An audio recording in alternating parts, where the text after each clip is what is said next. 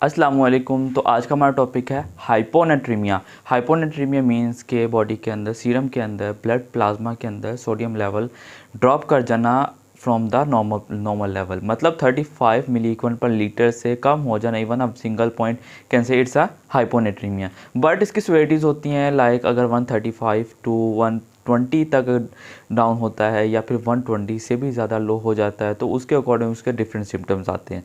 तो उन सिम्टम्स के बारे में बाद में पढ़ते हैं। तो पहले हम इनकी कॉजेज़ पढ़ लेते हैं और इसकी टाइप्स पढ़ लेते हैं। लाइक आपको बॉडी के अंदर क्या हो सकता है, या तो क्या होगा आप बॉडी के अंदर वाटर इनटेक ज़्यादा कर रहे हो एज़ कम्पेयर टू सोडियम, तो बॉडी के अंदर हाइपरवोलीमिक हाइपोनेट्रीमिया डेवलप होगा relative to sodium. Water intake जो है वो ज़्यादा है। या फिर क्या है कि जो हमारी बॉडी से एक्सक्रीशन रेट है, या तो सोडियम उसमें एक्सक्रीट आउट हो रहा है लेकिन वाटर एक्सक्रीट आउट नहीं हो रहा, जिसकी वजह से क्या होगा कि जो वॉल्यूम लेवल है वो नॉर्मल रहेगा लेकिन हाइपोनेट्रीमिया डेवलप हो जाएगा।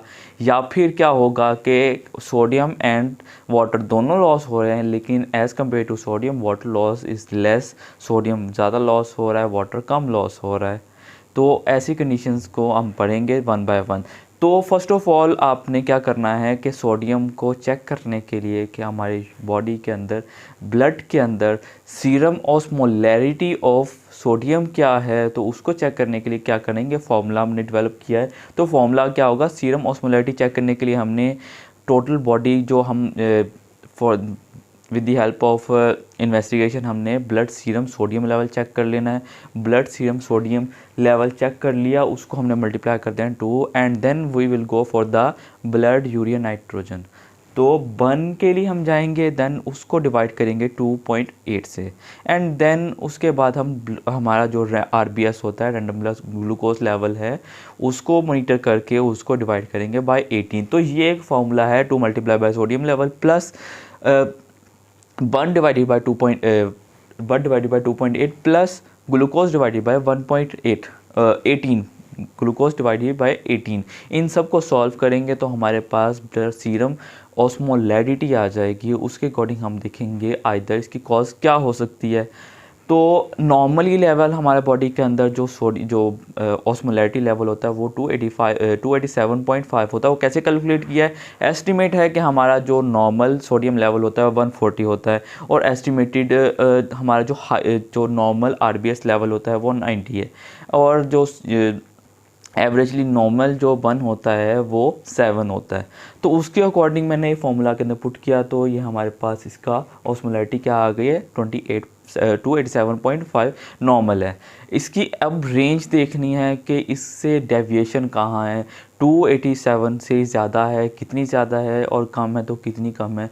अगर तो 295 से मतलब एटलीस्ट 7 पॉइंट्स ज़्यादा होता है तो उसको हम किस कैटेगरी में करेंगे, और अगर वो 285 से ड्रॉप करता है लाइक 2.5 से ड्रॉप करता है तो क्या होगा, और अगर 2.87 से या 2.5 से 295 के राउंड अबाउट है एवरेज है तो उसको हम किस कैटेगरी में करेंगे। तो फर्स्ट ऑफ ऑल कर लेते हैं 295 से ज़्यादा है हमारे सीरम ऑस्मोलैरिटी, तो उसके अंदर उस कंडीशन को कहेंगे हाइपरटोनिक। मतलब इसमें क्या होगा, बॉडी का फ्लूइड लेवल भी ज़्यादा हो सकता है लेकिन सोडियम लेवल ज़्यादा जो है ना वो उसके रिलेटिवली कम है। तो हाइपरटोनिक कंडीशंस हो सकती हैं। हाइपरटोनिक कंडीशन लाइक ग्लूकोज या मैनिटोल के अंदर, इसमें क्या होगा हमारी बॉडी के अंदर एक्यूमुलेशन हो जाएगी बोथ वाटर एंड सॉल्ट्स की, लेकिन as compare to salt water level ज़्यादा होगा। या फिर पॉलीयूरिया हो सकता है। पॉलीयूरिया के अंदर सोडियम ज़्यादा एक्सक्रीट हो रहा है as compare to body free water level. And then if अगर ये जो 280 टू 295 अराउंड ये नॉर्मल लेवल होता है लेकिन ऐसे प्रेजेंट करता है ये हाइपोनेट्रीमिया है, तो इस कंडीशन को हम कहते हैं सूडो हाइपोनेट्रीमिया। सूडो हाइपरनेट्रीमिया हो सकता है। उसकी कॉजेज़ क्या होंगे, पेशेंट को हाइपरलिपिडीमिया हो सकता है, हाइपर प्रोटीनीमिया हो सकता है और मेंटोलियोसिस। एक्चुअली ये जो कॉजेज़ हैं इनका ये है कि इनकी वजह से सीरम ऑस्मोलैरिटी चेंज होती है। सोडियम के सिर्फ सोडियम लेवल डिस्टर्ब होने से सीरम ऑस्मोलैरिटी डिस्टर्ब नहीं होती। इन कॉजेज़ की वजह से सीरम ऑस्मोलैरिटी डिस्टर्ब हो सकती है। लेकिन अगर सीरम ऑस्मोलैरिटी 285 से ड्रॉप करती है, तो उसको हम हमारी बॉडी के फ्लूइड के अकॉर्डिंग, एक्स्ट्रा सेलुलर फ्लूइड के अकॉर्डिंग उसको कैटेगराइज करेंगे, उसको डिटेल में पढ़ेंगे। तो एक्स्ट्रा सेलुलर फ्लूइड के अकॉर्डिंगली अगर हमारा जो ऑस्मोलैरिटी है वो 285 से ड्रॉप करती है नीचे है, तो हम उसके क्या करेंगे, एक्स्ट्रा सेलुलर फ्लूइड के अकॉर्डिंगली उसको देखेंगे। अब वो हाइपोवोलीमिक हो सकता है, हाइपरवोलीमिक हो सकता है, या आइसोटोनिक या नॉर्मोटोनिक हो सकता है। मतलब जो है क्या होगा कि नॉर्मल लेवल होगा वॉल्यूम का। तो सबसे पहले हम हाइपोवोलीमिक को देखते हैं। हाइपोवोलीमिक हाइपोनेट्रीमिया की कॉजेज़ क्या होंगी। हाइपोनेट्रीमिया हाइपोवोलीमिक मतलब बॉडी के अंदर फ्लूइड भी लॉस हो रहा है, या तो इनटेक नहीं है या तो एक्सक्रीशन ज़्यादा है, और साथ में सोडियम का एक्सक्रीशन ज़्यादा है या सोडियम इनटेक कम है। तो उन कंडीशन में पहले आ जाती है ऑस्मोटिक डायरिया। अगर सिक्रेटरी डायरिया, ऑस्मोटिक डायरिया के अंदर फ्लूइड लॉस ज़्यादा होता है, तो उसके अंदर पेशेंट को हाइपरनेट्रीमिया डेवलप होती है। लेकिन अगर डायरिया कौन सा है, सिक्रेटरी डायरिया, तो उसमें सोडियम सॉल्ट्स वेस्ट ज़्यादा होता है as compare to fluid. Body patient को क्या डेवलप हो जाता है, पेशेंट को हाइपोनेट्रीमिया डेवलप होगा। देन बर्न पेशेंट के अंदर कंट्रोवर्शियल है, दोनों हो सकते हैं, हाइपरनेट्रीमिया भी हो सकता है, हाइपोनेट्रीमिया भी हो सकता है। And then diuretics depending on the diuretics, जैसे कि लूप डायूरेटिक्स, इसमें 5 सॉल्ट्स एक्सक्रीट आउट होते हैं और इसमें वाटर लॉस होता है। अब डिपेंड करता है, हम प्रोलॉन्ग यूज़ कर रहे हैं तो मे बी सोडियम जो है उसकी एक्सक्रीशन ज़्यादा हो जाए as compare to water loss. और उसके बाद हाइपोएल्डोस्टेरोनिज्म, अगर बॉडी के अंदर एल्डोस्टेरोन लेवल कम है तो सोडियम इनटेक कम होगा, सोडियम एक्सक्रीशन ज़्यादा होगी, कॉन्सेंट्रेटेड यूरिन प्रोड्यूस होगा। देन उसके बाद हाइपोवोलीमिक कंडीशन है। हाइपोवोलीमिक कंडीशन वो है जिसके अंदर यूरिन की हमने ऑस्मोलैलिटी चेक करनी होती है। यूरिन ऑस्मोलैलिटी हमने हाइपरनेट्रीमिया में पढ़ी थी कि हमने अपनी बॉडी का total free water deficit check करना होता है हमारे, उसके अकॉर्डिंग हमने इसको ट्रीट करना होता है। तो यूरिन ऑस्मोलैलिटी चेक करते हैं, और यूरिन ऑस्मोलैलिटी ये लैब इन्वेस्टिगेशन में हमें पता चल जाती है। अगर यूरिन ऑस्मोलैरिटी नॉर्मली 500 होती है, अगर 100 ऑस्मोल इक्वलेंट से मिली ऑस्मोल पर केजी से कम हो जाए, तो इसका मतलब ये है कि ये प्राइमरी पॉलीडिप्सिया है। मतलब आइडियोपैथिक कॉज है, पेशेंट पॉलीडिप्सिया, मतलब बहुत ज़्यादा वाटर इनटेक कर रहा, बहुत ज़्यादा थर्स्ट पेशेंट को हो रही है। और उसके अलावा बिंच बियर ड्रिंकर्स, उसके अंदर भी हो सकता है, बियर ड्रिंकर्स के साथ याद रख लें।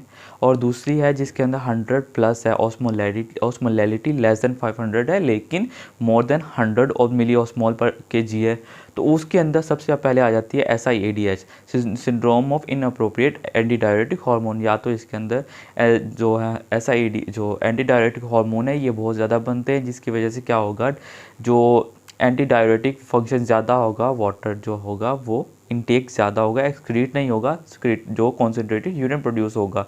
सोडियम तो एक्सक्रीट आउट हो रहा है, वाटर एक्सक्रीट आउट नहीं होगा। And then hypothyroidism.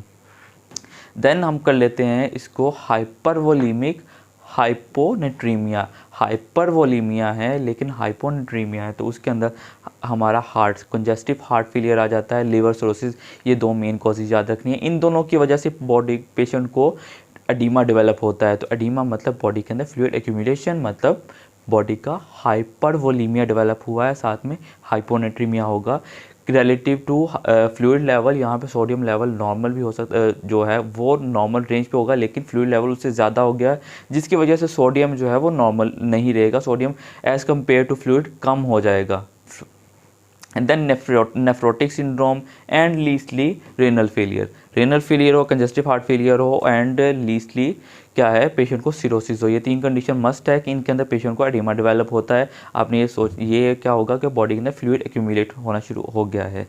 Nephritic syndrome और रेनल फेलियर के अंदर मोस्टली प्रोटीन्स का इन्वॉल्वमेंट होता है, और congestive heart failure and renal जो लिवर सिरोसिस है इसमें हाइड्रोस्टैटिक प्रेशर बढ़ जाता है due to loss of proteins, even though almost same है, लेकिन हाइड्रोस्टैटिक प्रेशर बढ़ जाता है कंजेस्टिव हार्ट फेलियर में एंड लिवर सिरोसिस के अंदर, एंड जो ऑनकोटिक प्रेशर है वो ड्रॉप कर जाता है in renal failure and in nephrotic syndrome, क्योंकि उसमें प्रोटीन्स लॉस हो रही होती हैं। इसके अंदर बॉडी के अंदर फ्लूइड एक्यूमुलेशन ज़्यादा होना शुरू हो जाती है। तो ये थी हाइपोवोलीमिक, हाइपरवोलीमिक एंड आइसोवोलीमिक। और उसके अकॉर्डिंगली हम उसका ट्रीट करेंगे। जो ये कंडीशंस है, जो भी अंडरलाइंग कॉज है, अंडरलाइंग को उसके अकॉर्डिंग ट्रीट करेंगे, लेकिन हमने सोडियम लेवल को ट्रीट करना होता है।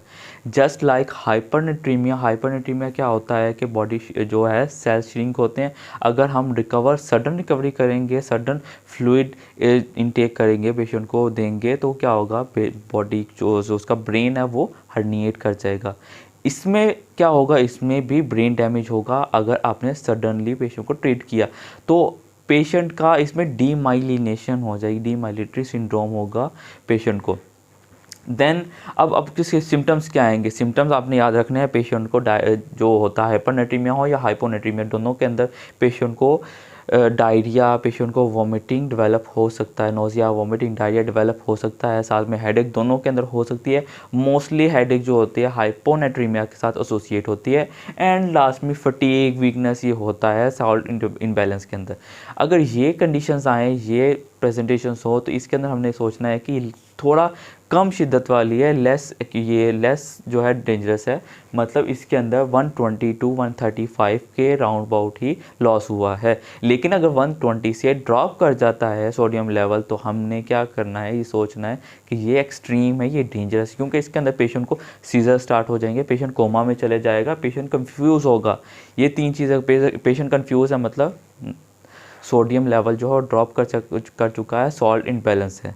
अब हमने उसका ट्रीटमेंट करना है। ट्रीट करना है हमने इनकी कंडीशन के according, treat the underline cause first of all. Then उसके बाद हमने देखना है फ्लूइड इनटेक, हाइपरवोलीमिक हो या आइसोवोलीमिक हो, इन दोनों कंडीशंस के अंदर सॉल्ट लेवल के अकॉर्डिंग फ्लूइड लेवल ज़्यादा है, वाटर लेवल ज़्यादा है, तो हमने क्या करना है, वाटर को एक्सपेल करना है, हमारी बॉडी से वाटर निकालना है, पानी निकालना है। हमने वाटर रिस्ट्रिक्शन कर देनी है बॉडी के अंदर।